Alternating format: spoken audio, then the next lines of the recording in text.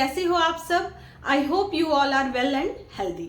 Welcome to autism reality Aditi and Devika. और आज मैं आपसे बात करूंगी अदिति के सोशलाइजेशन की टॉपिक पर। वीडियो को शुरू करने से पहले अगर आप चैनल पर नए हैं तो प्लीज चैनल को सब्सक्राइब करें और बेल बटन को प्रेस करें ताकि वीडियो की पहली नोटिफिकेशन आप तक पहुंचे। और वीडियो को ज्यादा से ज्यादा शेयर करें ताकि दूसरे बच्चों को भी हेल्प मिले। फ्रेंड्स, मैं अदिति के सोशलाइजेशन की जर्नी अदिति के थेरेपी सेशन से स्टार्ट करती हूँ। मैं अदिति की इंडिविजुअल सेशन लेती थी, लेकिन मैं थेरेपिस्ट से ये बोल कर रखी थी कि अदिति की वीक में 2 दिन 2 बच्चे के साथ बैठाए, जो बच्चा कोऑपरेट करता हो, ज्यादा हाइपर ना हो। ऐसा इसलिए करती थी कि क्या अदिति दूसरे बच्चे के साथ भी एडजस्ट कर पाती है या नहीं। शुरू में मैंने भी एक गलती की थी। मैं भी एक ही टीचर से करती थी जब मैं कोलकाता जाती थी सेंटर पे, क्योंकि अदिति उस टीचर से एडजस्ट हो गई थी। लेकिन बाद में दिक्कत आई कि वो दूसरे टीचर के साथ एडजस्ट ही नहीं कर पाती थी। वो सेंटर पर जाकर एक ही टीचर को ढूंढती थी और अगर वो छुट्टे पर रहती थी तो दूसरे के साथ करना ही नहीं चाहती थी। और इसलिए मैं सेंटर बेस्ड थेरेपी प्रेफर करती थी, क्योंकि एक सेंटर पर बहुत सारे टीचर रहते थे और अदिति हर टीचर से एडजस्ट हो पाए, उनका इनपुट भी अदिति ले पाए और सेंटर जाने से एक रेगुलरिटी भी बनी रहती थी उसकी, और वो एक रूटीन में रहती थी। और हर टीचर्स और थेरेपिस्ट से काम करने से वो सबके साथ जनरलाइज करना सीखी। और होम बेस्ड थेरेपी मैं खुद अदिति को देती थी। फ्रेंड, सोशलाइजेशन के लिए मैं अदिति को 2 घंटे के लिए प्ले ग्रुप में भेजती थी और स्कूल अदिति स्कूल वैन से ही जाती थी और 2 घंटे बाद मैं खुद उसको लेने जाती थी, क्योंकि स्कूल में मैंने ये बोल कर रखा था कि मैं अदिति को जल्दी लेने आऊंगी। अदिति की मॉर्निंग में भी एक थेरेपी सेशन रहती थी। घर आकर अदिति थोड़ा फ्रूट जूस लेती थी, बिस्किट लेती थी, फिर हम थेरेपी के लिए निकल जाते थे। फिर 45 मिनट का एक सेशन होता था और सेशन के बाद फिर हम लोग घर आते थे। घर आकर हम लंच करते थे और लंच के बाद अदिति थोड़ा सा खेलती थी। फिर मैं उसे एक छोटी सी चेयर पर बिठाकर उसको म्यूजिक सुनाती थी और हाथ और पैरों की ब्रशिंग और जॉइंट कंप्रेशन दे देती थी। और फिर 2:30 तक अदिति को लेकर मैं निकल जाती थी पार्क के लिए, और 20 मिनट लगते थे मुझे पार्क पहुंचने में। फ्रेंड्स, अदिति रात को सोती बहुत देर से थी, स्लीपिंग पैटर्न भी उसका बहुत खराब था, इसलिए मैं आफ्टरनून में उसको सुलाती नहीं थी, पार्क लेकर चली जाती थी और 1.5 घंटा अदिति पार्क में खेलती थी।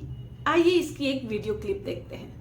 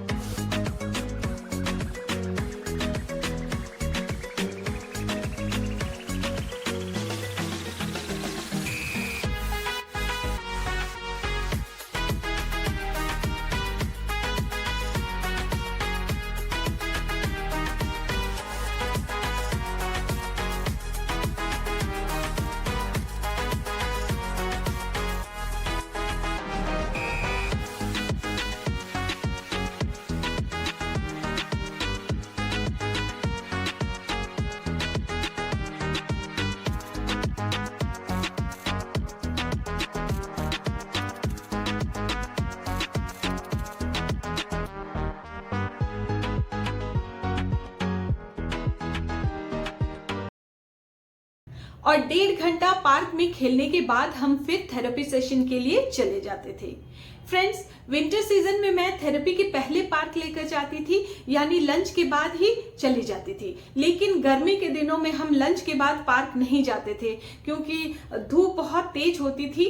तब मैं अदिति को पेंटिंग के लिए एक कलर, ब्रश, कॉपी दे देती थी और अदिति खुद से ब्रश से पेंट लगाकर कुछ भी एब्स्ट्रैक्ट पेंटिंग करती रहती थी। फिर जब वो पेंटिंग से हट जाता था उसका मन, तो पियानो से खेलती थी थोड़ी देर, थोड़ा ब्रशिंग और जॉइंट कंप्रेशंस दे देती थी, फिर 4:30 को थेरेपी के लिए जाती थी। और जब सेशन खत्म होता था तो अदिति को एक्वा वर्ल्ड लेकर जाती थी और कभी पार्क लेकर जाती थी। 1 घंटा वहां रहने के बाद हम घर आते थे और घर आकर हम चाय पीते थे। अदिति पीडियाश्योर या सोया मिल्क लेती थी, आधा घंटा खेलती थी, फिर खुद ही मेरा हाथ पकड़कर रूम लेकर चली जाती थी, जहां पर बैठाकर वो स्टडी और एक्टिविटीज करती थी। फ्रेंड्स, ये वर्क एवरीडे करने की वजह से उसका रूटीन बन गया था कि अब उसे समझ में आने लगा था कि अभी मुझे मम्मा स्टडी के लिए लेकर जाएगी। हालांकि उसे घड़ी देखना नहीं आता था, लेकिन 7 to 7:30 के बीच में वो मुझे हाथ पकड़कर दूसरे रूम लेकर जाती थी, जहां एक्टिविटी के लिए बैठती थी और टेबल दिखाकर मुझे इशारा करती थी कि बैठना है। इसलिए फ्रेंड्स, बच्चों के साथ डेली लिविंग एक्टिविटीज की एक रूटीन बनानी चाहिए, जिससे बच्चे की हैबिट में आ जाएगी। शुरू में तो दिक्कत आएगी, बट धीरे धीरे बच्चे का ब्रेन जो है वो खुद ही रजिस्टर कर लेगा। फ्रेंड्स, शुरू में सोशलाइजेशन में काफी दिक्कतें आई थी। अगर मैं उसे कोई बर्थडे पार्टी लेकर जाती थी तो अदिति वेट करना ही नहीं चाहती थी, या तो केक पर हाथ लगा देती थी, क्रीम को लेकर खा लेती थी और रोकने पर रोती थी, जिद करती थी। और अगर मैं कोई शादी में लेकर जाती थी तो किसी का भी इयररिंग छूने लगती थी, पैरों में जाकर उठाकर देखती थी साड़ी की पायल पहनी है या नहीं। इसे बहुत लोग पसंद भी नहीं करते थे। और अगर रेस्टोरेंट लेकर जाती थी तो दूसरे के टेबल पर पानी पी लेती थी, जाकर उसके खाने पर हाथ लगा देती थी, और ये सब इतना फास्ट करती थी कि उसे पकड़ते पकड़ते अपना काम कर लेती थी वो। और ये सिचुएशन बहुत ही एम्बैरेसिंग था। फिर मैंने डिसाइड किया कि जब तक अदिति की अंडरस्टैंडिंग डेवलप नहीं करती तब तक मैं उसे कहीं भी, यानी किसी के घर नहीं लेकर जाऊंगी। मैं 2 इयर्स तक शादी, पार्टी, रेस्टोरेंट जाना सब बंद कर दिया था। लेकिन फ्रेंड्स, मुझे पार्क जाना बेटर ऑप्शन लगता था। सोशलाइजेशन के लिए मैं मॉर्निंग में 2 घंटे के लिए स्कूल भेजती थी, शाम को या आफ्टरनून में पार्क और एक्वा वर्ल्ड लेकर जाती थी। पार्क जाने से अदिति स्लाइडिंग पर वेट करना सीखी और क्यू में जाना है ये भी सीखी। ठीक वैसे ही मैंने फ्रेंड्स फॉल्स बर्थडे पार्टी भी घर पर अरेंज करती थी। वीक में 2 बार घर पर 1 पाउंड का केक ले लेती थी, कैंडल्स लगाती थी और किसी का भी नाम लेकर कहती थी कि आज उसका बर्थडे है, चाहे वो मेड का बच्चा हो या नेबर्स के बच्चे हो, तो उसको बुलाकर केक कट करती थी। इससे अदिति वेट करना सीखी। पहले कैंडल ब्लो करना है, फिर क्लैप करेंगे, हैप्पी बर्थडे बोलेंगे, फिर केक कट करेंगे, और ये मैं वीक में 2 बार जरूर करती थी। 5 to 6 मंथ में अदिति का ब्रेन रजिस्टर कर लिया कि केक कट होने से पहले ये सारे प्रोसेस करने होंगे, मुझे वेट करना है।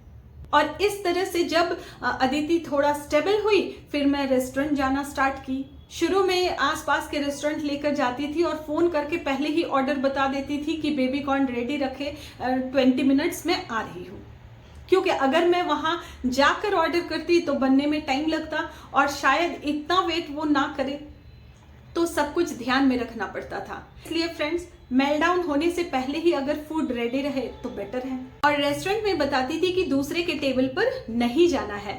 जब दूसरे के टेबल पर जाती थी तब मैं उसे इस तरीके से डिसलाइक की इमोजी दिखाती थी, और अगर आप अपनी टेबल पर बैठी रहती हैं तो लाइक की इमोजी दिखाती थी, और उसे एक चौको पाई देती थी तब, बट हाफ देती थी।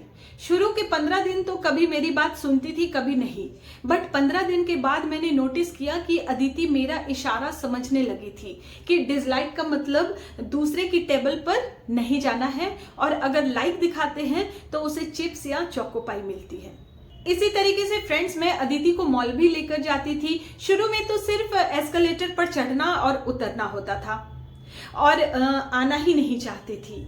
कोई भी ड्रेस को उठा लेती थी और बाइट करके टैग को हटा देती थी, लेकिन मैं थोड़े टाइम के लिए ही सही, लेकिन उसे लेकर जरूर जाती थी और कुछ ना कुछ छोटी मोटी चीजें परचेस जरूर कर लेती थी बिग बाजार से। तो धीरे धीरे अदिति को ये समझ में आने लगा था कि कुछ भी खरीदारी करने पर काउंटर जाना पड़ता है, बिलिंग करना पड़ता है। इसके अलावा मैं अदिति को मॉल में ले जाकर वॉशरूम के बाहर लगे पिक्चर से भी सिखाती थी कि ये लेडीज टॉयलेट है, ये जेंट्स टॉयलेट है। शुरू में किसी भी टॉयलेट में अदिति घुस जाती थी, लेकिन इमेजेस को दिखाकर सिखाते सिखाते अदिति को कुछ ही दिनों में ये समझ आने लगा था और वो टॉयलेट के लिए दौड़ कर जाती थी, लेकिन रुक जाती थी। फिर इमेज को देखती थी, फिर उस टॉयलेट में घुसती थी। फिर मैं क्या करती थी कि मैं उसको मिडिल पॉइंट पर छोड़ देती थी और बोलती थी कि कौन सा वॉशरूम तुम्हें यूज करना है। तो पहले इमेज देखी, फिर अंदर जाती थी। ऐसे ही फ्रेंड्स, मुझे याद है जब थेरेपी के लिए जाती थी तो ट्रैफिक सिग्नल पर रेड लाइट पर रुकना ही नहीं चाहती थी। जैसे रुकती, अदिति आसपास के बाइक वाले को मारने लगती थी और स्कूटी चलाने के लिए जिद करती थी, रोने लगती थी। उसको भी मैंने थ्रू कार्ड्स और छोटे छोटे कार्ड्स खरीद कर कुछ TLM बनाई और उससे सिखाई थी। उसकी वीडियो भी मैं शेयर करूंगी। फ्रेंड्स, ये जरूरी नहीं कि आप बच्चे को 3 घंटा बैठा कर ही सिखा सकते हैं, ऐसा नहीं है। आप बच्चे को चलते फिरते भी सब चीजें सिखा सकते हैं। जैसे मैं घर पर कार्ड के थ्रू सिखाया, बट प्रैक्टिकली भी स्कूटी में बताती रहती थी कि रेड लाइट का मतलब स्टॉप है, रुकना है। देखो अब ग्रीन लाइट हो गया है, यानी अब हमें चलना है। इससे बच्चा जल्दी सीखता है, क्योंकि बच्चा जितना अधिक देखता है प्रैक्टिकली, तो उसके एक्सपीरियंस में रियलिटी के एलिमेंट्स ज्यादा होते हैं। बच्चा कार्ड में भी देख रहा है, पेंटिंग के थ्रू भी सीख रहा है, रियलिटी में भी देख रहा है, तो बच्चा जल्दी सीखता है। दूसरा कि सोशलाइजेशन के लिए सोसाइटी के सभी प्रोग्राम में पार्टिसिपेट कराती थी, चाहे उसे आता हो या नहीं आता हो। अब तो अदिति पूरी तरह से कोऑपरेट करती है। चलिए इसकी भी एक वीडियो देखते हैं।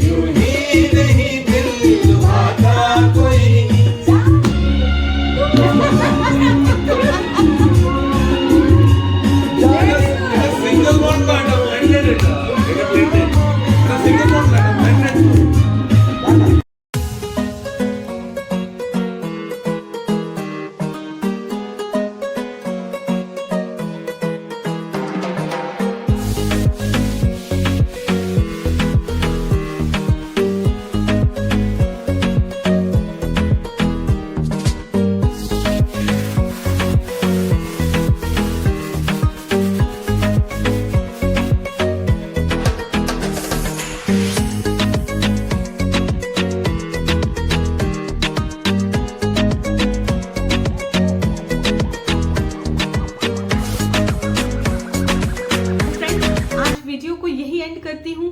अगर आपको मेरी वीडियो पसंद आई हो और आपको मेरी वीडियो से थोड़ी सी भी हेल्प मिलती हो तो प्लीज एक लाइक और शेयर करें ताकि दूसरे बच्चों को भी हेल्प मिले। मिलते हैं अगले वीडियो में, तब तक के लिए बाय बाय।